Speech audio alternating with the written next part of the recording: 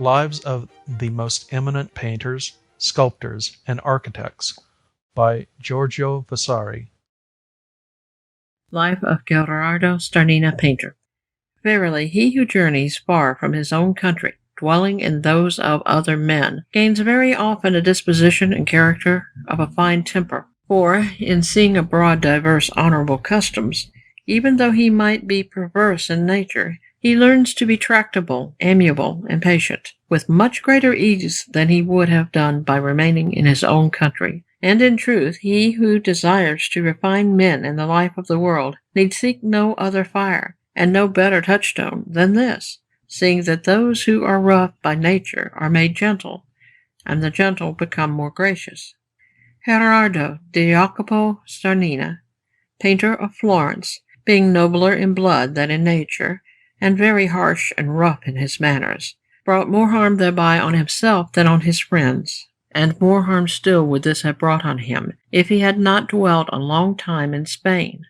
where he learnt gentleness and courtesy, seeing that in those parts he became in such wise contrary to the first nature of his, that on his returning to Florence, an infinite number of those who bore him deadly hatred before his departure received him on his return with very great lovingness, and ever after loved him very straitly, so thoroughly had he become gentle and courteous. Gherardo was born in Florence in the year 1354,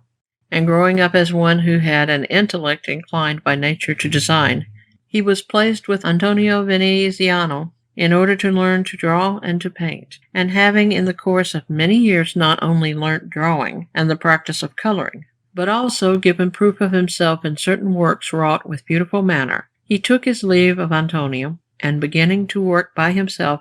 he made in St. Croce the chapel of the Castellani, which was given him to paint by Michele de Vanni, an honored citizen of that family. Many stories in fresco of St. Anthony the abbot, and also of St. Nicholas the bishop, with so great diligence and with so beautiful a manner that they caused him to become known to certain Spaniards who were then staying in Florence on some business of their own, as an excellent painter, and, what is more, caused them to take him into Spain to their king, who saw him and received him very willingly, and above all because there was then a dearth of good painters in that land.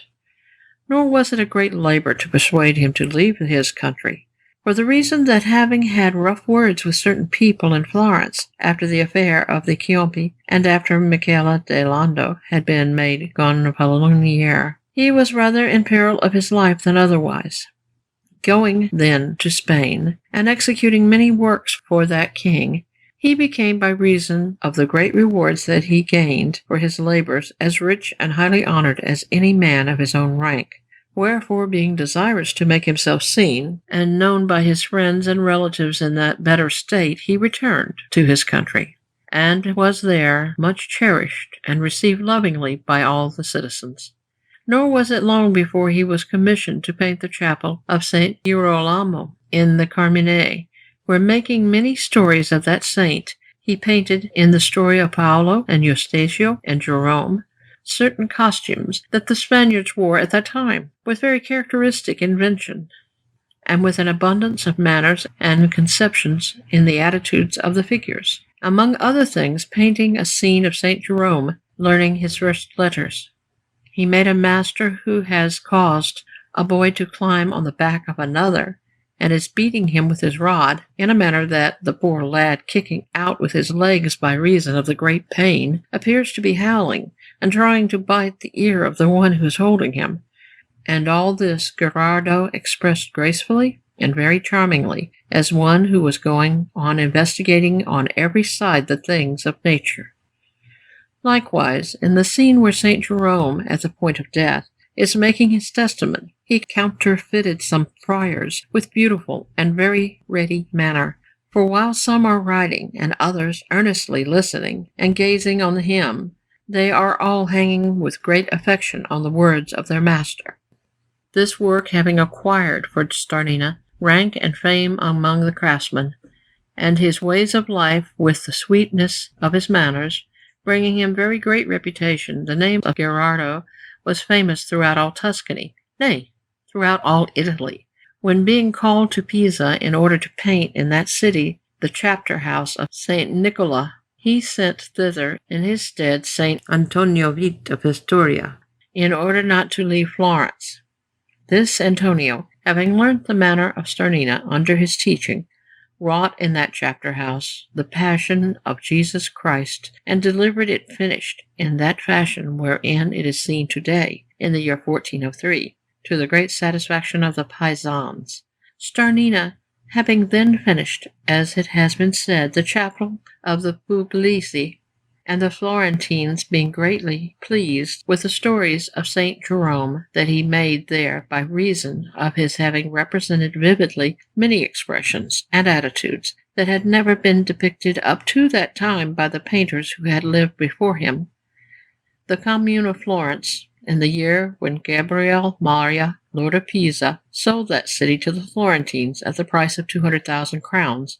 after Giovanni Gambacorti had sustained a siege of 13 months, and had at last agreed to the sale, caused him to paint in memory of this, on the facade of the palace of the Gleph party, a picture of Saint Dionysius, the bishop, with 2 angels, and below him the city of Pisa, portrayed from nature, in which work he used so great diligence in everything, and particularly in coloring it in fresco, that in spite of the air, the rains, and its being turned to the north, it has always remained, and still remains, at the present day, a picture worthy of much praise, by reason of its having been preserved as fresh and beautiful as though it had only just been painted. Gherardo then, having come by reason of this, and of his other works, into very great repute and fame, both in his own country and abroad, envious death, ever the enemy of noble actions, cut short in finest period of his labor the infinite expectation of much greater works, for which the world was looking from him. For at the age of 49 he came unexpectedly to his end, and was buried with most honorable obsequies in the church of St. Jacopo sopra Arno. Disciples of Gherardo were Marcellino da Panicale, who was first an excellent goldsmith, and afterwards a painter, and certain others, of whom, seeing that they were not very able men, there is no need to speak. The portrait of Gherardo is in the aforesaid story of St. Jerome, and one of the figures that are round that saint when he is dying in profile, with a cap wound round the head, and wearing a buckled mantle. In our book are certain drawings by Gherardo, made with a pen on parchment, which are not otherwise than passing good.